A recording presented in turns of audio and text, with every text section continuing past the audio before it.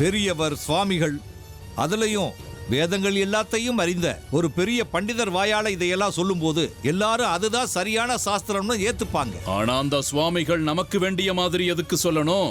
ஏன்னா நமக்கு சாதகமா சொல்லக்கூடிய சாமியாரத்தான் நாம வரவழைப்போம். கிளிப்பிள்ளைக்கு சொல்லிக் கொடுக்கிற மாதிரி நாம அவருக்கு சொல்லி கொடுத்து அதைத்தான் அவரும் அங்கே ஒப்பிப்பார். இன்னைக்கு நாம போட்ட திட்டப்படி அந்த நல்ல நாள்ல அந்த ஸ்ரீ சக்கரம் சக்தி சக்கரம் நம்ம கைக்கு வந்து சேரும்னு நான் நம்புறேன். என்னோட திட்டத்தை நீங்களும் ஏத்துப்பீங்கன்னு நான் நம்புறேன்.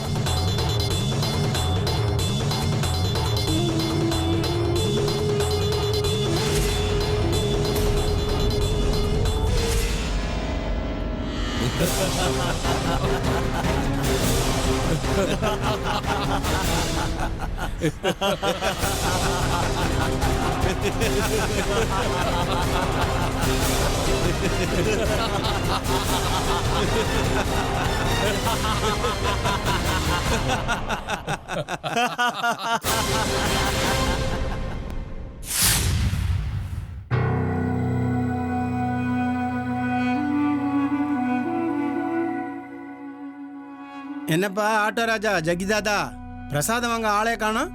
என்னத்த பிரசாதமோ என்னத்த கதையோ, இப்போ உற்சவம் நடக்குமா நடக்காதேனே எனக்கு சந்தேகமா இருக்கியா?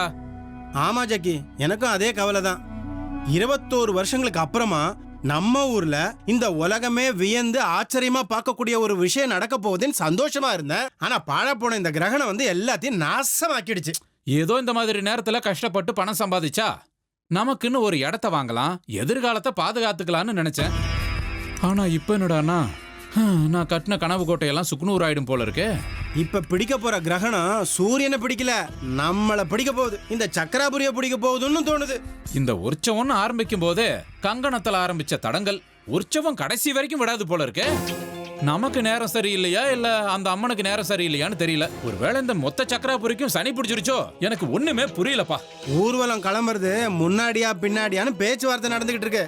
முன்னாடியே முடிச்சிடலாம்னா ஊர்வலத்தை 10 மணிக்குள்ள கொண்டு போயிட்டு முடிச்சிட்டு வர முடியாது. கிரகணம் முடிஞ்சதுக்கு அப்புறம் ஆரம்பிக்கலாம்னா அப்பயும் டைம் பத்தாத. இது ஒரு ஏடாகுடமான கிரகணமா இருக்கு. அப்ப அதுக்கு பரிகாரமே கிடையாதா? எல்லாம் தெரிஞ்ச தேசிகர் இருக்காரு, சகல சம்பிரதாயங்களும் தெரிஞ்ச விருப்பாட்ச சாஸ்திரி இருக்காரு, அவங்களுக்கு கூடவா பரிகாரம் எதுவும் தெரியல?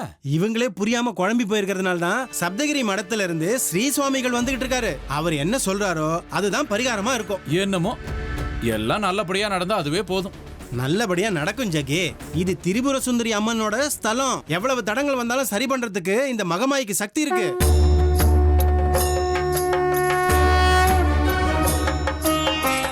நீ ஒன்னும் கவலைப்படாதியா. அப்புறம் பிரசாதத்துக்கு தேவையான சாமான் எல்லாம் வாங்கிட்டு வந்து வச்சிரு, நாளைக்கு இல்லாம போயிட போகுது.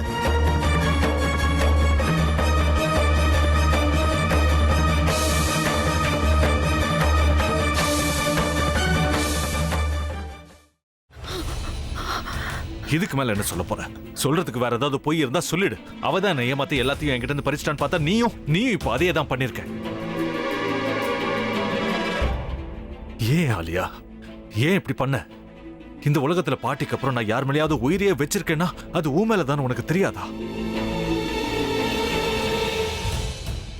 ஏன் இப்படி பண்ண ஆலியா? உனக்கு காசு பணம் அவ்வளவு முக்கியமா போயிடுச்சு. அதுக்காக நம்ம உறவை கூட மறந்துடுவியா?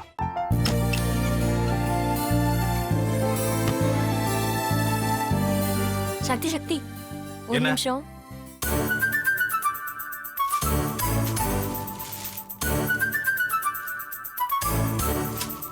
இந்தாங்க. என்ன இது? உங்களுக்கு பிடிச்ச பிராண்ட் செப்பல். இது என்ன, நான் தலையில வச்சுட்டு தூங்கணுமா? சரி, அதை விடுங்க. இங்க பாத்தீங்களா, டைம் பீஸ். இதோட அலாரம்க்கு தான் நீங்க டெய்லி எந்திரிக்கணும். அதெல்லாம் என் மொபைல்ல இருக்கு.